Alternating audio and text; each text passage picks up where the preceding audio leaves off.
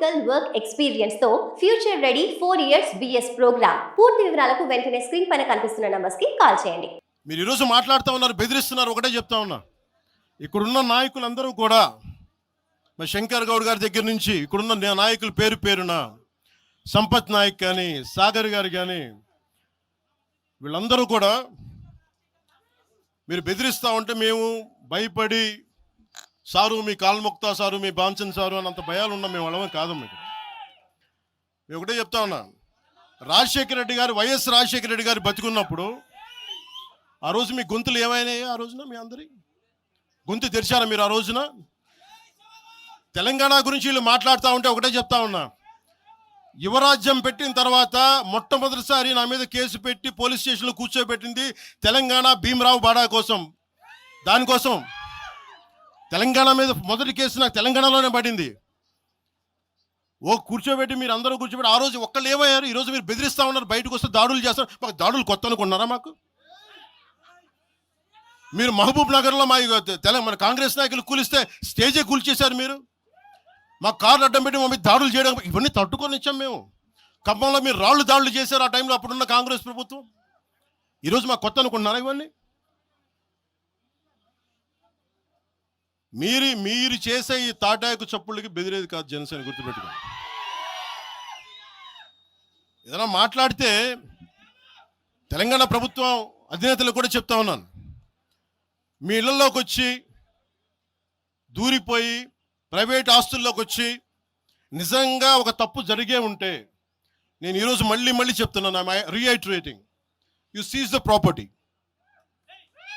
సంతోషంగా చెప్తున్నా. అక్కడ ఉన్నది నాకు గోశాల ఉంది. అక్కడ ఒక 60-70 గోవులు ఉంటాయి. అక్కడ వాటి గడ్డి కోసం ఉంటుంది.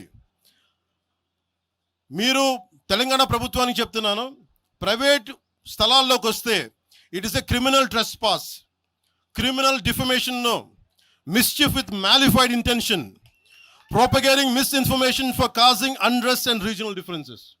ఇన్ని కేసులు అట్రాక్ట్ అవుతాయి. ఇవన్నీ మీరు ఒక్కసారి కూర్చొని మీరు మమ్మల్ని భయపెట్టాలని చూస్తే వాటికి భయపడే వాళ్ళం కాదు.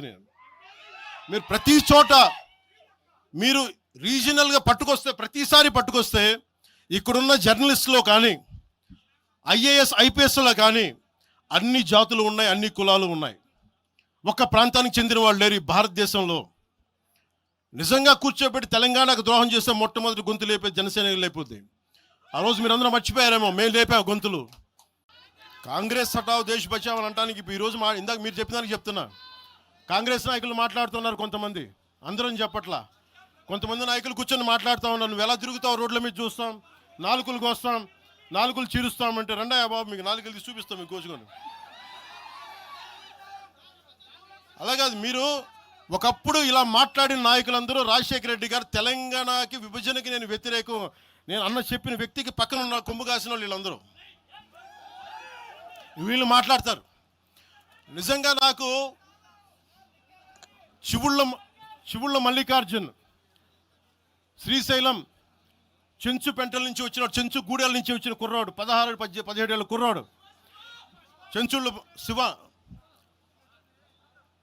చివుళ్ళ శివ మల్లికార్జున్, వీళ్ళు వెతుక్కొని వచ్చారు నా కోసం. దేనికి? మాకు యురేనియం మైనింగ్ జరుగుతూ ఉంది అన్న, నువ్వు వచ్చి ఏదైనా చెప్పన్నా అంటే, ఆ రోజు ఓడిపోయినాను 2019 తర్వాత 2 చోట్ల ఓడిపోయి ఉంటే నా మీద ఏ నమ్మకం పెట్టుకొచ్చాడు. ఎందుకు నేను తెలంగాణ యువతను నమ్ముతానంటే, వాళ్ళకున్న లోపల ఉన్న భావం ఎంత బలమైందంటే మొత్తం ప్రభుత్వానికి అదిపించింది ఒక్క కుర్రోడి భావం. దానికి నేను ప్లాట్ఫామ్ అయ్యాను అంతే. దానికి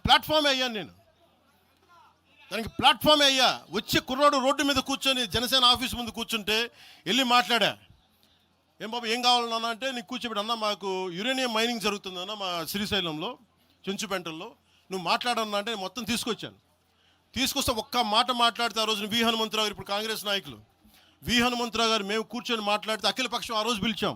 ఏ బలం ఉందని జనసేనకి ఆ రోజున ఓట్లు వస్తాయన్నా మేము చేసింది తెలంగాణ మీద ప్రేమ, తెలంగాణ మీద ఇష్టం, తెలంగాణ మీద మమకారం.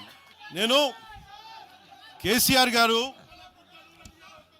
గారు భారత రాష్ట్ర సమితి పెట్టి ఆంధ్రాలో పార్టీ పెట్టినప్పుడు స్వాగతించిన వాడిని నేను. ఒక పార్టీ ఎక్కడైనా పెట్టుకోవచ్చు. కేసీఆర్ గారికి మనస్ఫూర్తిగా ఆ రోజున తెలంగాణ మనకి గుంటూరులో బీఆర్ఎస్ పార్టీ కార్యాలయం పెడితే, అంతకుముందు జనసేనలో పనిచేసిన నాయకుల్ని ఆయన ప్రెసిడెంట్గా పెడితే మనస్ఫూర్తిగా స్వాగతించాం. అలాగా అందరూ కూడా పంజాబ్ వెళ్ళొచ్చు, మహారాష్ట్ర పోవచ్చు, జనసేన మటుకు తెలంగాణలో అడుగు పెట్టకూడదంటే మేము ఏం కోరుకున్నాం? జనసేనలో మేము తెలంగాణలో ఏం కోరుకుంటాం? పవన్ కళ్యాణ్ ముఖ్యమంత్రి అవుతాడు ఇక్కడ? ఆంధ్రాలోనే దిక్కు లేదు, పవన్ కళ్యాణ్ ఇక్కడే ముఖ్యమంత్రి అవుతాడు. కానీ దేనికి భయం అంటే చైతన్యవంతులను చేస్తామన్న భయం, అదొక్కటే భయం. సమస్యల మీద తిప్పి కొడితే ఎంత? 4 కోట్ల జనాభా ఉన్న, దాదాపు 4 కోట్ల జనాభా ఉన్న తెలంగాణలో జనసేన తిప్పి కొడితే 1,00,000 మంది పైన కూడా లేరు. 2,000 మంది జన సైనికులతోటి, సాధకులతోటి మేము సభ పెట్టుకుందామంటే మీరు దీనికి పర్మిషన్ ఇవ్వకపోతే మేము ఏం చేస్తాం? మేము దుర్మార్గాలు చేస్తామా? మేము అంటే నాకు ఎలా ఉంటుందంటే మీరు ఏదైనా మాట్లాడండి.